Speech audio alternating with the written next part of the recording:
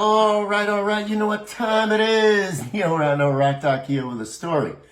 Ronnie Van Zant, best known as a founding member of the band Lynyrd Skynyrd, would have celebrated his birthday today. So I thought I'd tell you a few things about Ronnie Van Zant and his band Lynyrd Skynyrd that you might not know. And as usual, little background first. So during the summer of 1964, Ronnie Van Zant, Bob Burns, and Gary Rossington became acquainted while playing on rival baseball teams. And after Burns was injured by a ball hit by Van Zant, the three decided to jam together. So they set up their equipment in the carport of Burns' parents' house. And liking what they heard, they immediately decided to form a band. A garage band for sure, right? Now, needing another guitarist, they approached one of their schoolmates named Alan Collins. But Collins fled on his bicycle as soon as he saw Ronnie in his driveway, thinking Van Zant wanted to beat him up. Now, Collins eventually returned and was convinced that Ronnie meant him no harm, and he agreed to join the band as well. So the band was looking for a name. They changed their name a few times, and in '69, Ronnie suggested a new name. All the guys in the band, except Alan Collins, had been students at Robert E. Lee High School in Jacksonville, Florida, which had a particularly unpopular gym teacher by the name of Lynyrd Skynyrd. Lynyrd Skynyrd, actually, who was notorious for strictly enforcing the school's policy against long hair. Now, Rossington actually dropped out of school because he couldn't stand the constant hassle about his hair. Now, Skynyrd, as you can imagine, was not very happy at first, even though they did change the name to Skynyrd, not Skinner.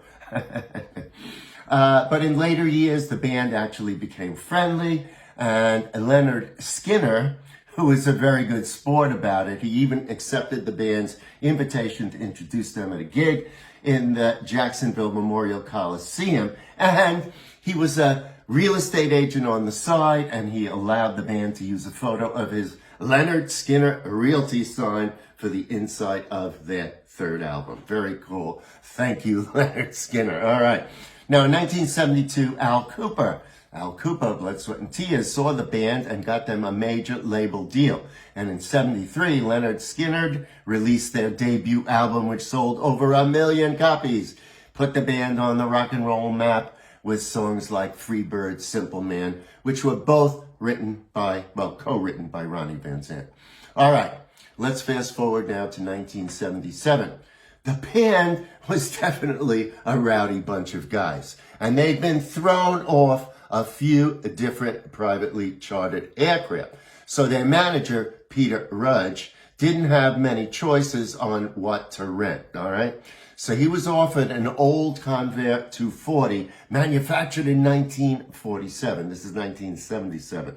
Really, it's like an antique plane. It had flown close to 30,000 miles, which was a lot for planes like that. And as a matter of fact, Aerosmith had hired the same plane earlier in the year, but actually backed out because of the aircraft's air unworthiness. All right, you know the rest of the story. October 20th, 1977, that airplane carrying the band between shows from Greenville, South Carolina to Baton Rouge, Louisiana, ran out of fuel outside Gillsburg, Mississippi, and crashed. Van Zant died on impact from head injuries suffered after the aircraft hit a tree. Steve Gaines, Cassie Gaines, assistant road manager Dean Kilpatrick, the pilot Walter McCreary, and co-pilot William Gray were also killed. And the rest of the band were seriously injured. Ronnie was only 29 years old, but here's the interesting part of the story. According to former bandmate Artemis Pyle, as well as Ronnie's family members, Van Zant frequently discussed his mortality. Pyle recalls a moment when the band was in Japan. Ronnie and I were in Tokyo, and Ronnie told me that he would never live to see 30, and that he would go out with his boots on. In other words, on the road. I said, Ronnie, don't talk like that. But the man knew his destiny. Van Zant's father, Lacey, he said to me many times, Daddy, I'll never be 30 years old. I said, why are you talking this junk? You'll never be 30 years old? And he said, Daddy, that's my limit. Funny how the universe gives us messages sometimes. At any rate, the late, great Ronnie Van Zant, Lynyrd Skynyrd, you could listen to their music. It's great.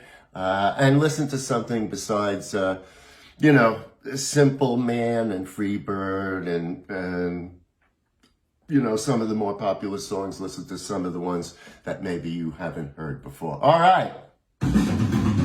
That's my story. Hope you enjoyed it. I'll have more stories as time goes on. And as I like to tell you, always remember to keep on rocking. All right. See you somewhere real soon. Bye for now.